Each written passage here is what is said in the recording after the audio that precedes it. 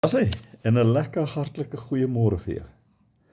Julle gister skers ons so 'n bietjie op die een groepie waar ek is. En onder andere sê een van die ons, hey, praat jy Latyn? En die woorde ora et labora word genoem. Dit beteken werk en bid.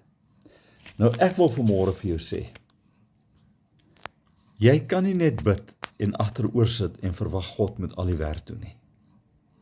Ora et labora beteken werk en bid.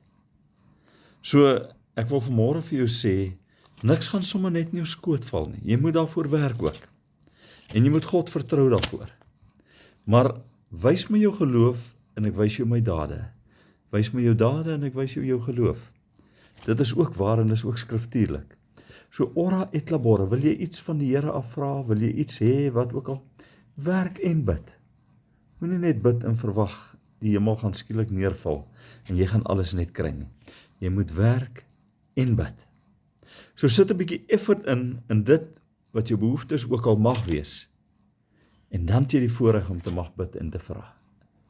Ek hoop dit verander jou perspektief so bietjie, sodat jy nie net, amper sê ek die verkeerde goed, soos baie ander mense net agteroor wil sit en verwag, dinge moet net in jou skoot val.